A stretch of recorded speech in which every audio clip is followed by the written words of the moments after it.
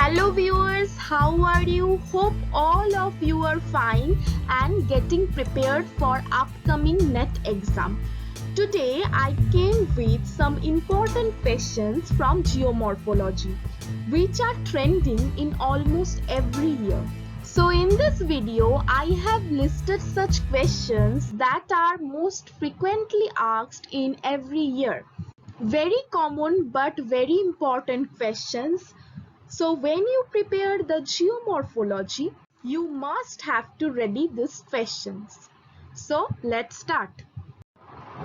So at first, we will go through some important theories of geomorphology. Geomorphology consists lots of theory regarding the evolution and development of landform. So it is very necessary to recognize those theories and its proponents. So we have to familiar with some important theories for our NET exam. So briefly we can discuss. The first is the principle of uniformitarianism. It is one of the fundamental concepts of geomorphology that was given by James Hutton on 1785. He states that the same geological process that operates today operated on geological past. So he said that present is the key to the past. Next, John Playfair modified the Huttonian concept in his book, that is Illustration of Huttonian Theory of the Earth. Principle of catastrophism is another theory of landform evolution that was given by Georges Cuvier. It states about the quick and sudden emergence of land, while uniformitarianism says about the continuous process operating from geological past. Next is geographical cycle of erosion. It is very renowned theory for all of us and it was given by William Morris Davies. It states about the cyclic nature of landform development. He said that landscape is a function of structure, process and stage. Next is the slope replacement model that was postulated by Walter Penck. After the Daviesian theory, Penck also described the landform development and slope development model. He described about the evolution of convex slope, concave slope, and also he described the parallel retreats of slope. The most significant contribution in the field of geomorphology, that is maximum limit of vertical erosion, that is called base level. The term base level was first postulated by J.W. Powell. It means the limit of valley deepening or down cutting by a river. Next, the concept of graded profile that was established by G.K. Gilbert. By establishing the relationship among river load, river volume, river velocity and channel gradient. On the basis of quantitative analysis of these elements, he described the graded profile of a river.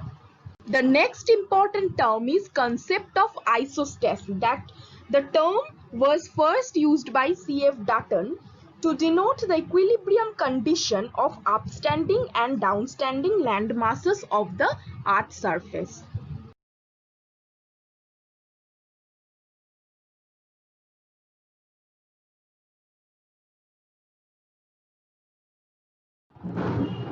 So next, horizontal displacement of continent. That was first popularized by F.B. Taylor in the year of 1908 and he published his concepts as drift theory. Next, drift hypothesis was propounded by Antonio Snyder. But still, they were not able to present suitable evidences in supporting the continental drift. Then in the year 1912, Alfred Wegener scientifically established the continental drift theory with suitable evidences in the year of 1912. But his theory came into light when his book translated into English version in 1922. For NET exam, you have to read the continental drift theory very elaborately as per our syllabus. So next is the concept of geosyncline. The concept of geosyncline was first given by Hall and Donner. What is geosyncline? Geosyncline is mobile water bodies. It means long, narrow and shallow depression of water. Kober was the first person who scientifically established the geosyncline theory for mountain building. Explanation. According to this theory, there were mobile zones of water, narrow and shallow depression of water in the place of present-day mountains.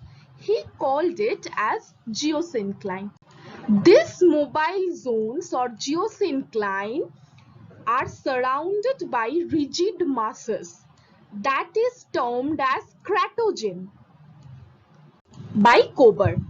Now, if we read the Kober's geosyncline theory, we can see the three stages of geosyncline, that is lithogenesis, orogenesis and glyptogenesis. These are the three stages of mountain building as per described by Kober.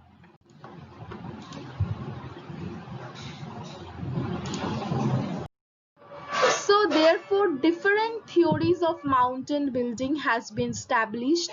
Thermal convection current theory by Arthur Holmes, thermal contraction theory by Jeffrey, sliding content theory by Daly. These all are the theory of mountain building. We don't need to read this theory in very detail, but the proponents of those theory is need to be remembered. Geosyncline theory is also mountain building theory. We have to read geosyncline theory in detail. The next renowned theory is plate tectonic theory that was proposed by J.T. Wilson. The term plate was first defined by J.T. Wilson. We have to read the total plate tectonic theory in very detail. Next is the theory of sea flow spreading that was proposed by Harry Hess and Dietz. It is corresponding theory of plate tectonic. It is related with plate tectonic. In this theory, we have to read that how seafloor spreads in divergent or constructive plate boundaries. So next is morphoclimatic region that was first described by Buddle. It means the region where the landform is associated with their climate. It means the landform development is influenced by the climate of this area. Next, some model, that is tectonic geomorphic model, M. Morriswa, episodic erosion model is come. I don't think that for NET exam, this model are not necessary to read in detail. Only we have to know the name of this model and the proponents of this model. Next is lateral erosion theory that was propounded by G.K. Gilbert, who also discovered the graded profile of a stream. Now, theory about the origin of the earth. Numerous theories and hypotheses that concerning the origin of the earth have been forwarded by various scholars. Some of these are gaseous hypothesis by Kant, nebular hypothesis by Laplace, tidal hypothesis by Jean and Jeffrey, tetrahedral theory by Lothian Green, planetesimal hypothesis by T.C. Chamberlain. These are some most important theories about the origin of the earth. And if we see the previous year question paper, frequent question has been asked about it. So we have to memorize the name of those theories and proponent of those theories. Next is dynamic equilibrium theory by J.T. Hack. Hack's concept is totally unique from others. Whereas Davies, Payne, King established a equilibrium concept of erosional cycle, Hack totally criticizes it and proposed the dynamic equilibrium, not a steady state equilibrium theory as Davies, Payne and L.C. King. Although Hack's theory is not directly mentioned in our syllabus, but we have to read it brief and clear the concept that was given by in his dynamic equilibrium theory. Next is two-main theory of tide, that is progressive wave theory of tides by William Whewell and stationary wave theories of tide by, not needed to be in detail.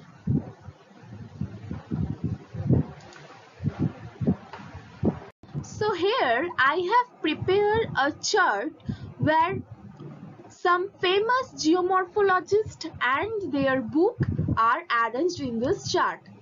If we see the previous year questions of geomorphology, we can see that certain questions pattern are trending throughout each year. One of them is to arrange the geomorphological books and its author. So here I have tried to list some famous book and their author which are so important and frequently asked in our NET exam. So it should be ready for NET exam. So next I have prepared another chart where erosional and depositional landforms that are made by different natural agents, river, glacier, air, sea waves and in karst topography are given. I think it would be helpful for you to memorize different types of erosional and depositional landforms by different agents. Obviously, you should read the total landform in very brief. These are very important for NET exam. Here I have listed all types of landforms made by different natural agents. So here some questions from the interior of the earth are given. The first is the density of Sial. Sial means the continental crust that is made by silica and aluminium, and its density is 2.7 gram per cc. Whereas the density of Sima is 2.9 gram per cc. Sima means oceanic crust. So we can see that oceanic crust is much denser than continental crust. Next is the boundary between mantle and core is called Gutenberg discontinuity. We know that the Earth's interior has been divided into three parts: crust, mantle and core. So the boundary between the mantle and core was first discovered by scientist Gutenberg and also by Wishart. So it is called the Gutenberg discontinuity or Wishart-Gutenberg discontinuity. Okay. Next, Konar discontinuity is found between Sial and Sima. Mohorovičić discontinuity is found between crust and mantle. Lehmann discontinuity is found between inner core and outer core. So these discontinuities are very important for NET exam. Next is which waves cannot pass through liquid materials, that is S waves.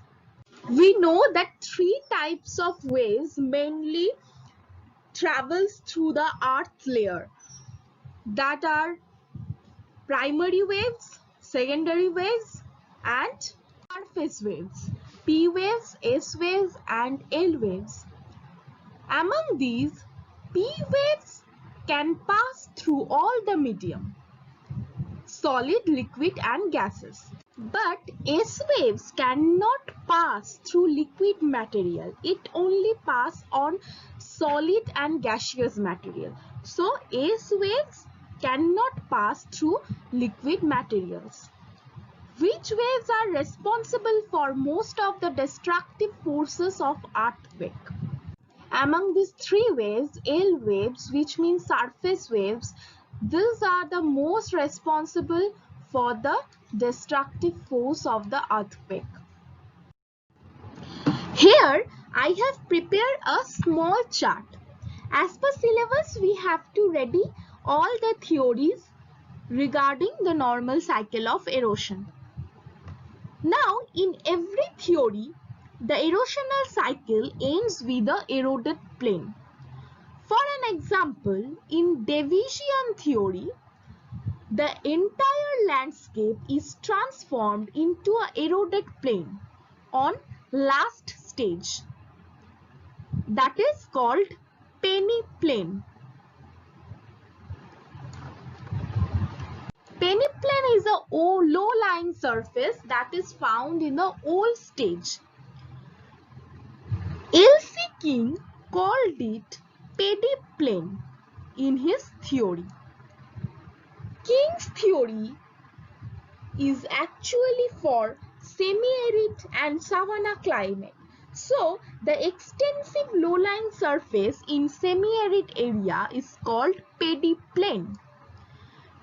Pink termed it as end ramp in his theory, whereas Crickney called it panplain in his theory. So these are the most confusing terms. That's why I have listed these terms. Same concept but defined by different terms. So we have to memorize these terms. Now starts your preparation. It's true that this quarantine period is very problematic for us, but you have a good chance to use this time for preparing the nets. Stay safe with your family, and I will come again with more questions from geomorphology. Stay connected with this channel. Subscribe this channel for more videos. Thank you.